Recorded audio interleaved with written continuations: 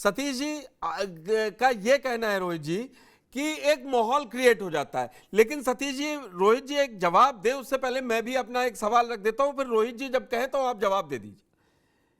ये बताइए, माहौल क्रिएट होने से क्या पिछड़ापन और नौकरी दूर हो जाएगी? अपने घर की तनख्वाह अपने घर में लाएगा ना। पढ़ने के लिए आप प्रेरित कर सकते हैं, ठीक है, ये सवाल ले लीजिए। इससे उनका उत्थान नहीं हो जाएगा कि पड़ोसी घर डीएम हो गया तो मेरे घर का भी उत्थान कर देगा वो। रोहित जी आप जवाब दीजिए सतीश जी की इस बात का। देखिए, धरातल की स्थिति बिल्कुल साफ है, और अगर हमें सत्य बात करनी है तो हमको और आपको ये बात को समझना पड़ेगा और एक्सेप्ट करना पड़ेगा कि किसी भी समाज में अगर कोई भी व्यक्ति का विकास होता है तो वो उसके परिवार तक ही सीमित है। तो ऐसी स्थिति में अगर दूसरे को मौका मिलना चाहिए तो यही एक आरक्षण का मूल भावना है। आरक्षण की मूल भावना ये है कि गरीब को, वंचित को, दबे कुचले को आगे लेके आओ। और अगर किसी को ऑलरेडी हम आगे ले आए हैं, उसके परिवार में ये व्यवस्था हो गई है कि वो 3 टाइम अपने भरपेट खाना खा सकता है, स्वयं के संसाधनों से वो अपने बच्चों को अच्छे स्कूलों में पढ़ा सकता है, वो अपने बच्चों का विकास कर सकता है, और वो अपने परिवार का भरण पोषण एक अच्छे तरीके से कर सकता है, तो ऐसी स्थिति में दूसरों को मौका मिलना चाहिए या नहीं मिलना चाहिए? ठीक है। क्या आपको नहीं लगता है कि ठीक है, जब जाति के आधार पे आप बात करते हो तो क्या उन अन्य जातियों को मौका नहीं मिलना चाहिए? जैसे अगर हम पिछड़े वर्ग की बात कर लें तो यादव का तो विकास हो जाता है, जब लिस्ट आती है तो पता चलता है एसडीएम 56 जो है यादव बन गए, परंतु कुर्मी रह जाता अन्य पीछे। पिछड़ों का क्या होता है? अन्य पिछड़े गायब हो जाते हैं लिस्ट से। तो ये तो सच्चाई है ना, इसको ठीक है, एक्सेप्ट करिए नहीं रोहित जी, या ना करिए, एक या चीज मैं बंद पूरे कमरे में पैनल एक्सेप्ट को करिए। क्लियर कर दूं। बाकी बाकी जिनको आरक्षण है एससी एसटी से, वो अलग इसलिए है कि बाकियों को सोशल, एजुकेशन और सामाजिक, शैक्षिक, आर्थिक आधार पर मिलता है।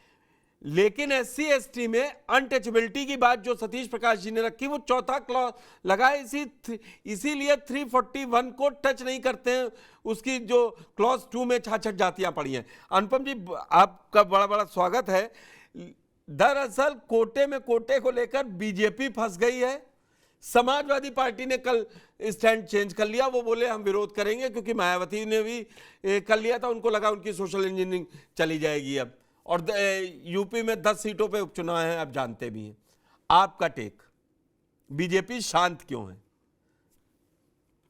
ये पहली बात तो ये जो हमारे कानून मंत्री ने कहा है कि साहब ये आदेश नहीं है, सजेशन है। सजेशन भी दो तरफा मान लें। पहला सजेशन हो गया क्रीमी लेयर का, जो जस्टिस गवाई की अपनी सोच है। जी जस्टिस गवाई ने चुनाव के पहले फरवरी 2024 में भी एक फैसले में कहा था कि क्रीमी लेयर होनी चाहिए। इस बार फिर उन्होंने कहा है क्रीमी लेयर होनी चाहिए। अब दिक्कत है कि गवाई साहब का नाम कोई इसलिए नहीं लेता है क्योंकि वो खुद ही दलित समुदाय से आते हैं। चंद्रचूड़ को निशाना आसान बनाना आसान है, ब्राह्मण जाइए दौड़ा लीजिए। तो अब वो जस्टिस गवाई का नाम कोई, पहली बात तो इस सजेशन है, इट्स अ प्योर सजेशन। दूसरी बात, अब एक अभी मैं नहीं, सुन रहा क्रीमी था लेयर सजेशन है, ये तो फैसला है ना कि डाल ना सकते ना हैं ना, ना। सुने सुने सुने सुने सुने सुने सुने वो भी देखे सुने ना। क्रीमी लेयर सजेशन है। और अभी एक बात हो रही थी कि आपके पास कोई डेटा तो है नहीं, आपने सब क्लासिफिकेशन अपॉइंट कर दिया सुनी सुनाई बातों को लेकर। यही बात तो हो रही थी ना। जब जी तक आपने इसमें कोई रिसर्च नहीं की, आपने, सुप्रीम कोर्ट का ऑर्डर क्या कहता है? सुप्रीम कोर्ट का ऑर्डर ये कहता है कि विभिन्न राज्य अपने यहाँ सब क्लासिफिकेशन करने के लिए स्वतंत्र हैं, परंतु ये सब क्लासिफिकेशन आर्बिट्रेरी मनमाना नहीं होगा।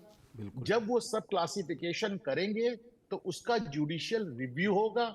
वो सीधे सीधे कह रहा है कि आप अपने मन से नहीं, ऐसे कह, अभी जो सतीश प्रकाश जी कह रहे थे कि आपने अपने मन से नहीं, भाई आपके पास कोई डेटा नहीं है, तो नहीं, जाहिर सी सतीश जी ने, बात है आप सुप्रीम शायद कोर्ट में। ओपनिंग में जुड़े नहीं थे, सतीश जी ने यही कहा था अगर डेटा है तो वो भी उस पर शामिल है कि मेरी सजेस्ट। मेरी मेरी बात सुने, मेरी बात सुने। तो अगर आपके पास डेटा नहीं है तो आप नहीं कर सकते। आपको अगर करना है तो आपको पहले केस बनाना पड़ेगा, आपको दिखाना पड़ेगा कि इतनी जातियों के इतने लोग हैं या इतने लोग नहीं हैं।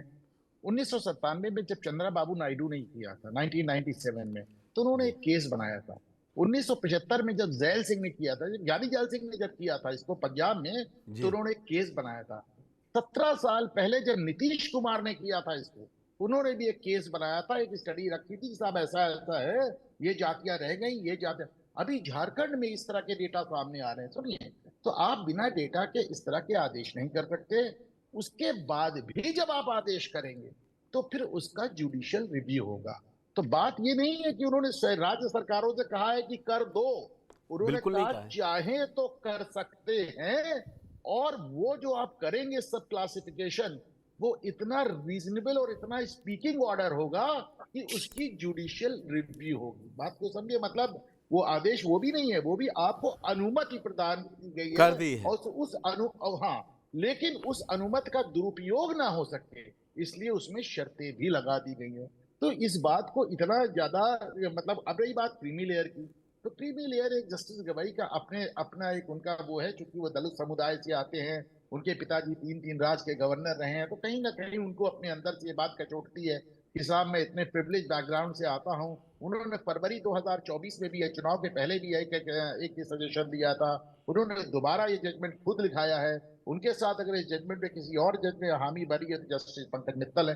कुल मिलाकर एक बात, जैसे उन्होंने कहा कि जो लोग जनरल कोच में घुस जाते हैं वो बाकी को नहीं घुसने देते। देखिए एक छोटी सी बात समझ लें, अगर ये जो रिजर्वेशन, एक मतलब ठीक है डेटा नहीं है, ये बात सही है, जिसके पास डेटा है सरकार वो कर रही है, ये भी सही है।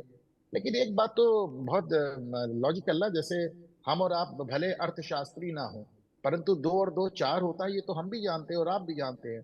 तो इसमें ये बात सोचना कौन सी बहुत बड़ी बात है कि यदि एक शख्स 2 पुश्तों 3 पुश्तों से रिजर्वेशन पा रहा है, उसके यहाँ चाहे आप चपरासी से लेकर कलेक्टर तक सरकारी अधिकारी बड़े बड़े बन रहे हैं, तो फिर आप मान लें कि उस शख्स के बच्चे से उसका कैसे कंपैरिजन हो सकता है जिसने कभी आरक्षण का आ नहीं देखा। रही बिल्कुल। बात अखिलेश यादव के कहने की, तो अखिलेश यादव को 2 हफ्ता लगा ये समझने में कि हमको किधर जाना है। वो भी तब जब मायावती इतना जबरदस्त रूप से उनके हमलावर हो गई। मायावती लगातार उनके हमलावर रही है डीएनए वाली बात को लेकर, अगर 5 साल में कितने डीएनए कराए देख लो। तो ये पीडीए वाली बात को लेके, आरक्षण वाली बात को लेके हर बार वो हमलावर थे। उनको 2 हफ्ता लगा समझना कि हमें जाना भी किधर है। उनको, आप देखिए, उनको 1 हफ्ता लग गया ये सोचने में कि बांग्लादेश में कुछ हो रहा है, और फाइनली जब वो बांग्लादेश में उन्होंने लंबा सा निबंध लिखा या लिखवाया तो कोई समझ ही नहीं पाया उसका मतलब क्या है। उसके बाद जब उनको उस पर क्रिटिसिज्म हुआ तो उन्होंने दोबारा कहा कि बांग्लादेश में शेख हसीना की पार्टी के जो मुस्लिम मारे जा रहे हैं, पहले उनकी चिंता व्यक्त की। तो उनका तो वो आज तक मोहित खान पे ये नहीं मन बना पाए कि मोहित खान के लिए क्या करना है। आज नवाब सिंह यादव का केस सामने, उनको अखिलेश यादव के अपने कंफ्यूजन है। लेकिन उनको हम छोड़ के अगर बात करें तो पूरे दक्षिण भारत में इसका स्वागत, 1 मिनट लूंगा, आप 40 मिनट बाद पहली बार बोल रहा हूँ, मिनट सुनिए मेरी बात पुष्कर भाई, कि तमिलनाडु में इसका स्वागत है, आंध्र प्रदेश में, आज नहीं आंध्र प्रदेश में आपने देखा 1997 में इसको नायडू ने लागू किया, बिहार में 17 साल पहले लागू किया, झारखंड की बात हो रही है। सबसे पहले इसका जो स्वागत किया कांग्रेस की कर्नाटक और तेलंगाना सरकार ने किया, हेमंत रेड्डी और सिद्धारमैया ने किया, तो पूरे दक्षिण भारत में इसका स्वागत हो रहा है।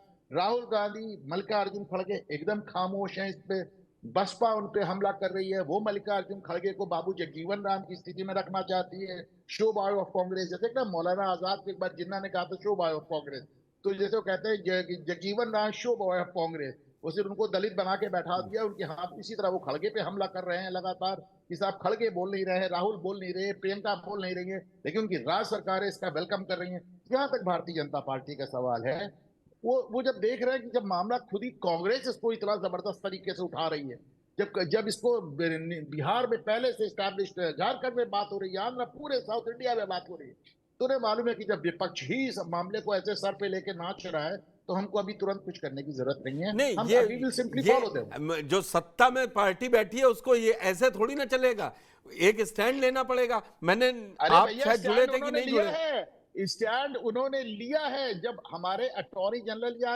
एडिशनल अटॉर्नी जनरल जब केंद्र में उन्होंने कहा है कि भी हम सहमत हैं इस सब क्लासिफिकेशन से, वो स्टैंड ले चुके हैं। चाहे वो तो अब वो चाहे मैं आपको बताऊं, हकीकत बताऊं अनुपम भाई, अपना प्रवक्ता नहीं भेजा उन्होंने,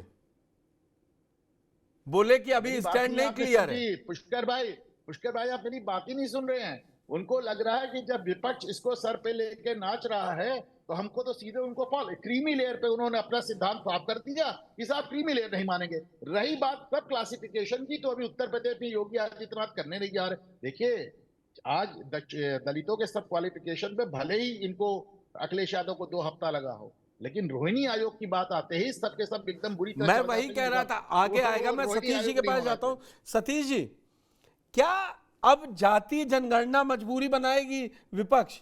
वो तो बना ही रही है, अब तो इसको भी आधार बना लेगी कि क्लियर हो जाए।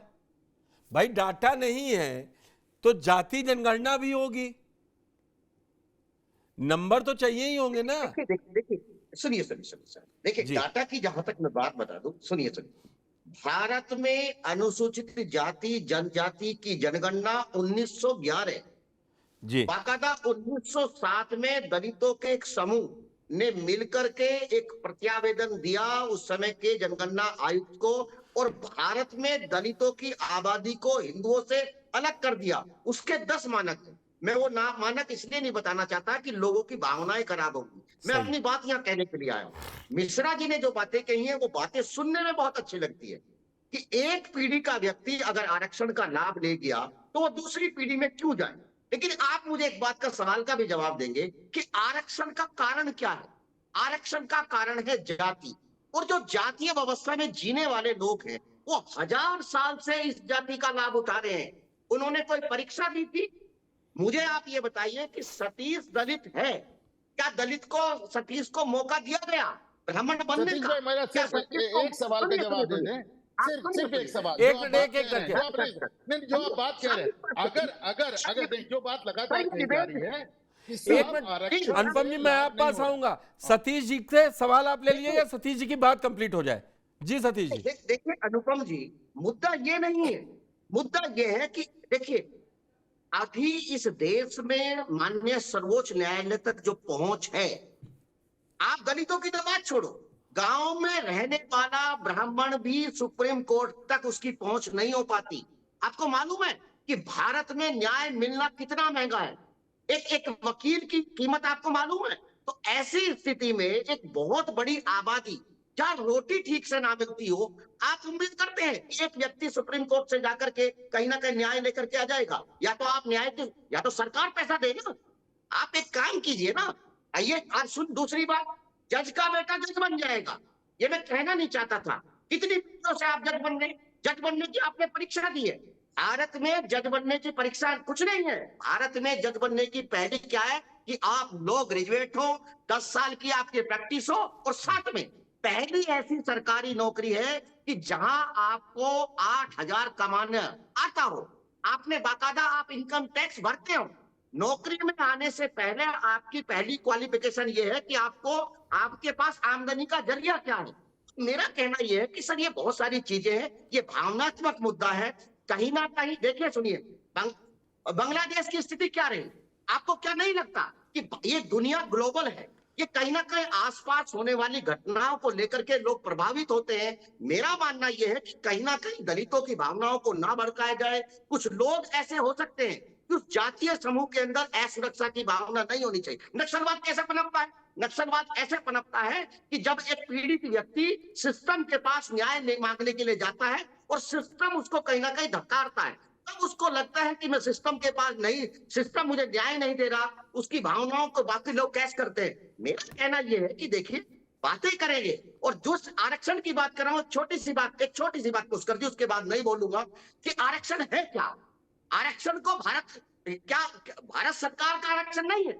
आरक्षण 3 गोद में सम्मेलन, बाकायदा गांधी जी के प्राण बचाने के लिए बाबा साहब जी ने बाकायदा पूना पैक्ट हुआ, इसलिए आरक्षण अधिनियम 1935 बना। इस देश के दलितों को जो रिप्रेजेंट कर रहे थे बाबा साहब, बाकायदा ब्रिटिश संसद के अंदर ये पास है कि हम दलितों को ये राइट्स दे रहे हैं। तो ये कह देने से, और दूसरी बात, अब कांग्रेस और मुस्लिम लीग क्या कर रही थी? उन्होंने इस देश को, उस देश के टुकड़े मांगे थे ना, इस देश के हिस्से किए थे ना।